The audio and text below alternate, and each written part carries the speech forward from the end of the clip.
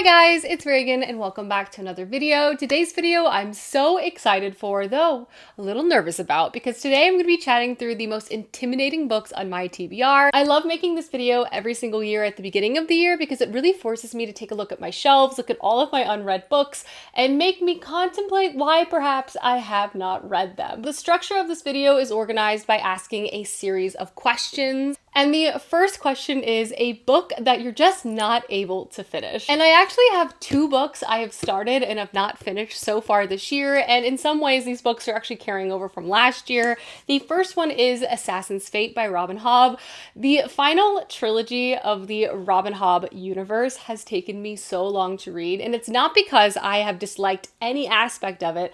No, it's just been very, very emotional, and I just don't want this series to end at all. I finished finally the second book near the tail end of last year, and I have started this book, but I've been reading it so slowly. It's like every single page I'm trying to savor. I just simply do not want it to end. So this book isn't necessarily intimidating to me in the way that it's long or emotional or dense or I'm intimidated by the plot lines. It's more like I'm intimidated by what my life will be like without a new Robin Hobb book to read, because I just simply love them so much. This is by far one of my favorite fantasy universes. This final trilogy, I think, might be one of my favorite trilogies within the sequence itself. It's just been so good, so hard to put down when I do pick it up, but I have been dragging this out so much. The next book that I just have not been able to finish is The Golden Enclaves by Naomi Novik. This is the third and final book to the Schoolomance trilogy, the first one being A Deadly Education. When I read books 1 and 2, I read them so quickly and I read them back to back. I fell headfirst into this world and into this series. I loved the characters, I loved the writing, this really dark magical school setting where young people have to strive and work so hard just to survive, alliances, complicated relationships.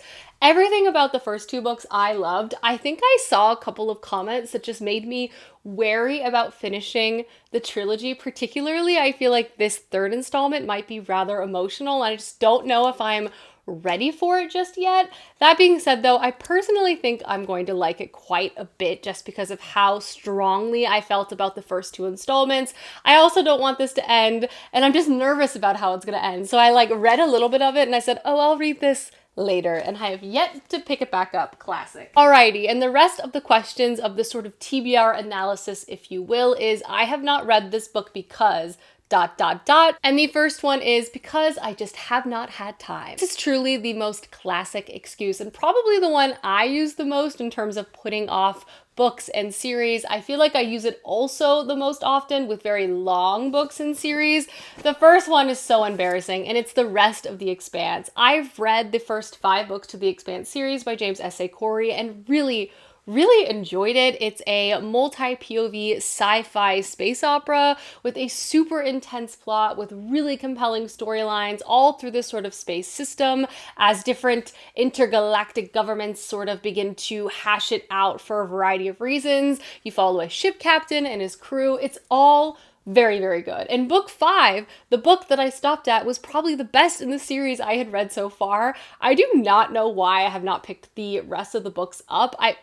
It's not even like not wanting it to end. Like, I would love to read and finish the Expanse series because I've only heard good things, and I believe these authors are coming out with a new series soon, so clearly I'm getting more and more and more behind. But I think just the feeling of 5 more books in a series that I need to get to complete it is perhaps a little bit intimidating, but I do really like this and I need to make time for this, but this is definitely one I have been putting off. Another one is books 3 and 4 in the Brandon Sanderson Secret Project releases. I was very on top of reading books 1 and 2 in the 4 secret projects we got last year. And then time and other books sort of distracted me, but I definitely want to get to these before the end of this year because Stormlight 5 is coming out. I just want to be up to date on everything Brandon Sanderson has released. Yumi and the Nightmare Painter in particular is one I'm really looking forward to getting to, as it's about 2 unlikely people who live on different worlds brought together through fate and time and art. It looks stunning. I feel like it's going to be written beautifully, and the illustrations throughout this are also amazing. And The Sunlit Man, also by Brandon Sanderson, also just has such cool illustrations throughout it. And this is about a desolate planet that I think is just like very hard to survive on. I'm not too sure. I tried to like not read too much in the synopsises of these because I do like a little bit of a surprise, but obviously the longer I wait, the less of a surprise is going to be there for me. So I need to get to these soon too. I don't know why I have not picked these up. And then lastly, I have The Bee Sting by Paul Murray. This is a literary fiction book that has been on my shelf for a few months now and is always called out to me, but I definitely feel like I've not been picking this book up because it's kind of a longer literary fiction book. And I sometimes struggle with making time for literary fiction when I know there's other fantasy books that are kind of on the top of my TBR to read and review, not just for content, but just like for my own personal self. So I feel like this is a book that has definitely sort of gotten pushed to the back burner again and again and again when I fall behind on my TBR.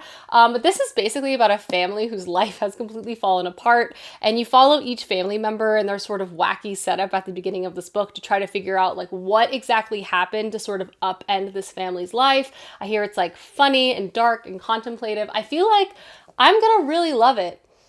But here we are. Next up, you haven't read it because it's a sequel. The first is the Age of Madness series by Joe Abercrombie. In true classic fashion, I have books 1 and 2 of the Age of Madness series, and I can't technically start this series yet because I'm still in the standalone novels that come between this and the First Law series. I've read the first one, I really liked it, and I've recently bought the last 2, which I need to read soon, and they're definitely on my priority TBR for the year.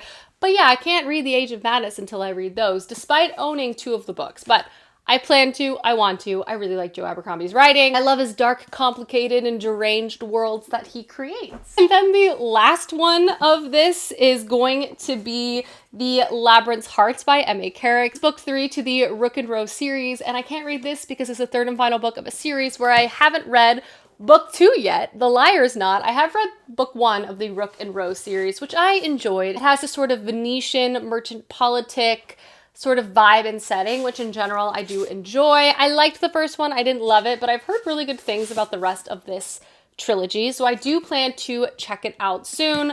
But yeah, I gotta read book 2 before I can read book 3. Next up, you haven't read it because you just bought it. This is the one I feel the least guilty about, so we'll just run through these pretty quickly. First, we have Ancillary Mercy by Anne Leckie, the third and final book to the Ancillary Justice series. I just read book 2 this month, so I feel like I actually have pretty good momentum with this, and I will be reading this soon.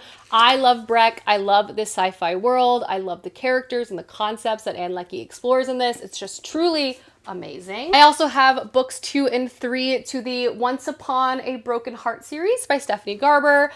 These are part of a very charming, very romantic, very fairy tale leaning story. In it, we follow our main character who has her heart broken, and she makes a deal with the Prince of Broken Hearts. In exchange for fixing her broken heart, she owes him 3 kisses of her choosing.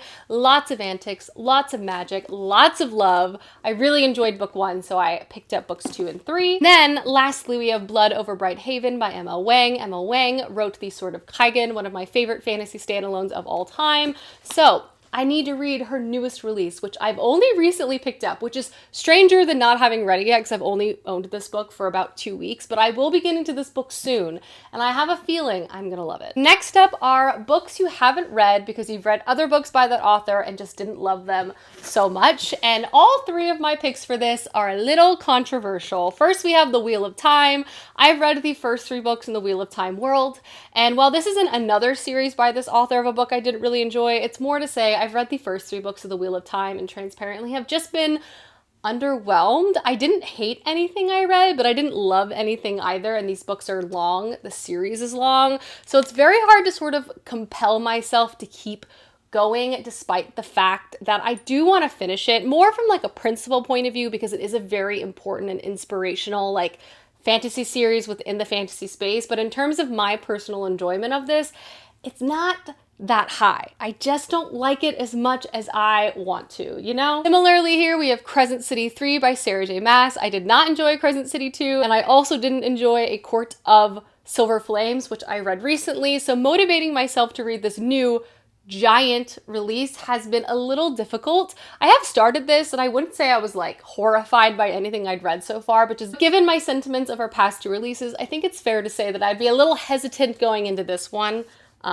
especially like, why are they so long? And then lastly, I have Golden Sun by Pierce Brown. I did not like Red Rising that much. Red Rising is like super beloved. It's this sort of sci-fi fantasy hybrid about an unlikely character dismantling this very unequal society, rebellion, all of that. I liked the concepts, and I found the book to be pretty quickly paced, but I just didn't enjoy like the writing style, or just like so many different parts of this book just really fell flat for me. A lot of people say it gets better, but again, hard to motivate myself because I was really underwhelmed by Red Rising, like really, really, really underwhelmed. Next up are books you haven't read because you just haven't been in the mood.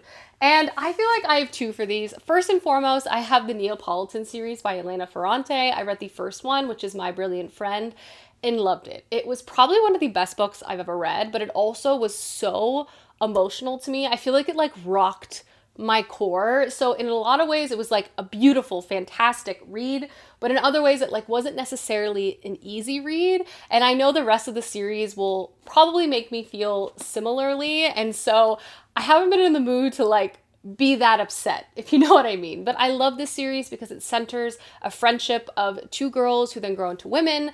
It starts off in the 50s in Naples, and it's very much supposed to represent the time and place as well as the experience and lives of these two women. They have a very complicated friendship, and again, we really closely follow their lives.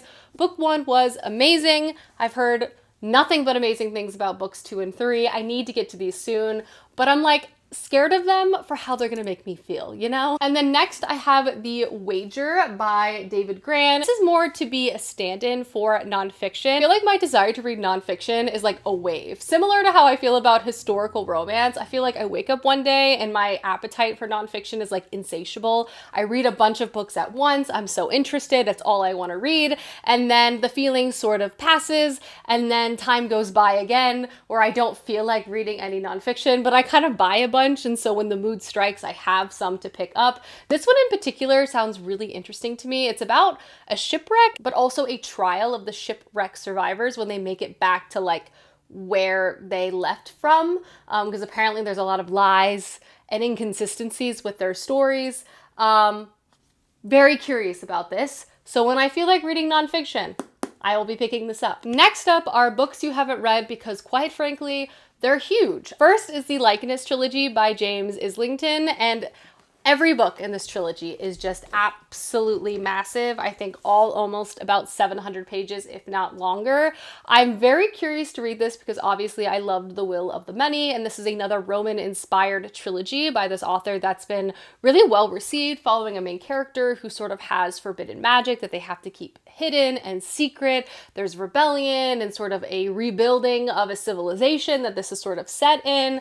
Again, heard great things. I already know I like this author's writing, but it's also very large and very much a commitment. And when I start, I don't necessarily want to stop because I forget stuff. So I want to really like make sure I read book 1, then book 2, then book 3, you know? Then I also have The Luminaires by Eleanor Canton. I read Birnam Wood by Eleanor Canton last year and really, really loved it. But this is probably this author's most famous work. It won the Man Booker Prize in 2013, and it's been a book that's been on my radar for many, many years, especially because I do feel like it's going to be one I would love, but it's long. Like, this is not a short book. This is also almost 800 pages, but this is a book set in the 1800s in New Zealand and the gold fields out there, and I think it's also a book that has so many different perspectives and characters that are all woven together in like one experience. Apparently the writing's amazing. Apparently it's just like a feat of storytelling. I really feel like I will love this book, but it's definitely no small commitment. Next is a book you bought because of the cover and then you found out that the reviews weren't so strong. This is more a book I bought because I loved the author, and then I kind of heard more locally, like amongst my friends, that they were kind of let down by this release, but I'm still unsure. I feel like I could definitely still love it, and that is The Marriage Portrait by Maggie O'Farrell. I loved Hamnet by this author so much. She really likes to create these stories that center like well-known historical figures or families, and but really zoom in and portray a really emotional and human experience with this sort of well-known family. But this story centers a young girl who's basically forced to take her older sister's place in a politically arranged marriage. It's set during the Renaissance in Italy and follows a young girl's journey as she's kind of thrust into a very perilous situation. It's supposed to be a portrait of a young woman's resilience and battle for survival. I really feel strongly I'm gonna like this book, but oddly, I have heard mixed reviews, which has really kind of put me off from picking it up. But I do know I love this author's writing, so hopefully I read it and really enjoy it. And then the very last question on this TBR is perhaps the most important, and that is simply the most intimidating books on your TBR, and I have 3. First is one I will always feature until I finally started, and that is The Gardens of the Moon by Steven Erikson, which is book 1 of the Malazan of the Fallen series. I really want to start this fantasy series. I'm intimidated by it, namely because of its length, both literally in the amount of books and also each book itself is rather long. I hear it has a heavy emphasis on world building, and there's not necessarily like a really consistent through plot, which honestly actually makes me more intrigued than less intrigued. I think in part because I was so disappointed by my experience with The Wheel of Time. I've been sort of put off reading like another really famous, really long fantasy series, but obviously I will get to this eventually, and until I do, it'll probably be always one of my most intimidating books on my TBR. Alongside of that, I also have The Three Body Problem by Xian Liu. This is like one of the most celebrated sci-fi trilogies of all time. It's also often described as hard sci-fi, so the science in it is like very complicated and very complex. I just feel like this probably isn't necessarily the most straightforward read, which in part I feel like is why I've sort of put it off, but I do feel like I've really been reading a lot more sci-fi recently, which makes me feel like I could probably tackle this soon. It's also coming out as a series soon on Netflix, which I definitely want to read this at least before the TV show, because I know everyone's going to be watching the TV show, and if I don't read it soon, like, I'm going to be in a perilous situation as it relates to reading before watching, you know what I mean? But yeah, I don't know, I'm just very intimidated by this trilogy. Lastly, I have Our Share of the Night by Marina Enriquez. This is a book I desperately want to read. This was a translated work of horror, and I think partly why I'm so intimidated by this, well, I'm not a huge horror reader because I'm an absolute chicken, but the setup and synopsis of this, which centers like a father and son, they get involved in this cult that their like wife and mother respectively were involved in.